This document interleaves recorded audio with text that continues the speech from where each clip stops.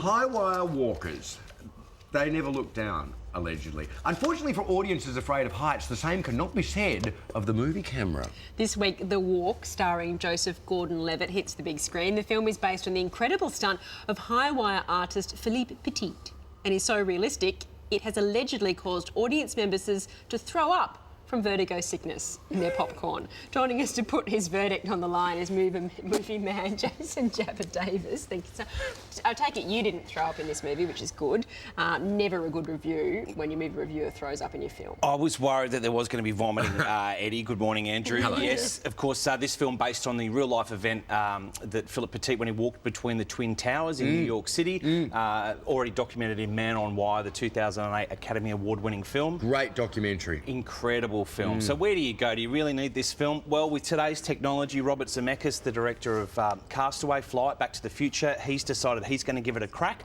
And in this dramatisation, we basically meet Joseph Gordon-Levitt, who's playing Philip as a young Frenchman, and his dream to go and conquer these towers. Of course, he came to Australia and did the Sydney Harbour Bridge, walk between the pylons. He's planning a return visit too. Yeah, I believe between the so. Opera House and the Harbour Bridge. Is he? Wow. Good luck to him. I mean, this is an incredible, incredible story of human imagination. We look at these towers, they obviously represent something completely different now, but back in the 70s to think, do you know what, I'm going to go from France, go to New York, put a high wire between the two of them and walk across, which he ended up doing and staying on the wire for 8 minutes, or doing 8 crosses, stood up there for 30 minutes. It's an incredible feat and it really captures the imagination. This is a tribute to that feat. The first half of the film is, you know, it's pretty camp, it's maybe a little bit cheesy, but when we get to the actual walk, this is pretty much the most incredible cinematography I've ever seen. Really? I saw it in 3D and IMAX over in the States. Let's take a look at The Walk.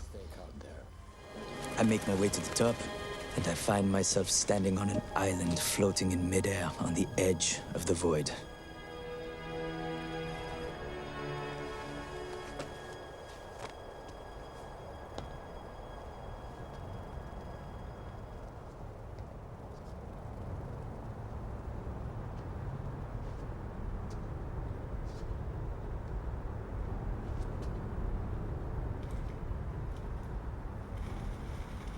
Of course, I automatically look across to the opposite tower, but then I have to dare to look down. Jabba, I've got a question for you. I read a review that said, look, yeah, the cinematography is amazing, but they've stripped all the complexity out of this very complex man.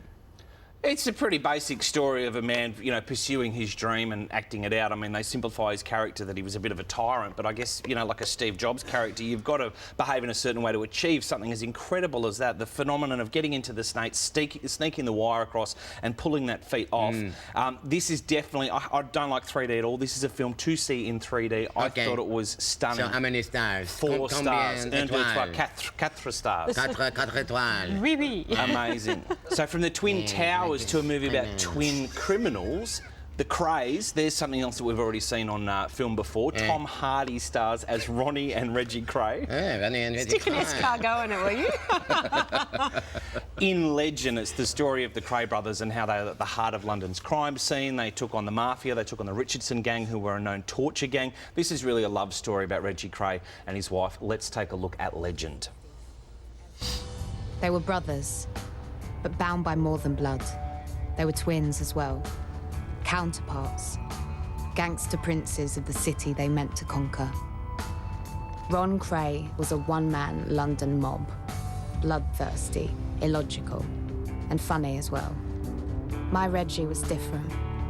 Once in a lifetime do you find a street-fighting man like Reg. Believe me when I say, it took a lot of love for me to hate him the way I do. I've got to say that clip looks a little gimmicky. You go, well, that's Tom Hardy playing both Ronnie, who was a homosexual psychopath, and Reggie, who was equally psychopath but straight and married to the narrator there. But he does an incredible, formidable job of pulling off both characters. They are both incredibly different, and Tom Hardy is worth the price of admission. It's worth seeing him. Gangsters seem to be a go-to genre. Well, Black Mass, of course, is out there as well. Yes. And I just wanted to show you something. This is the marketing department behind this film. Take a close look there between the guys' ears. That is a review from The Guardian. How 2 many stars? Well, yeah, they've hidden it there so it looks like it's 4 stars blocked by the head. But Are you serious? Yeah, The Guardian gave it 2 stars.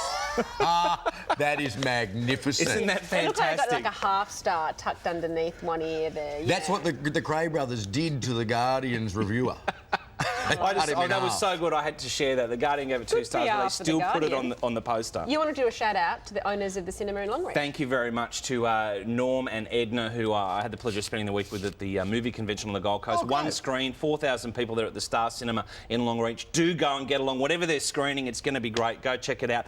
That one there, 3.5 stars for Legend. Make sure you go and see that. Tom Hardy is incredible. Love Longreach, love Winton. It's a great spot to go if you're on a road trip around Australia. Make sure you get there.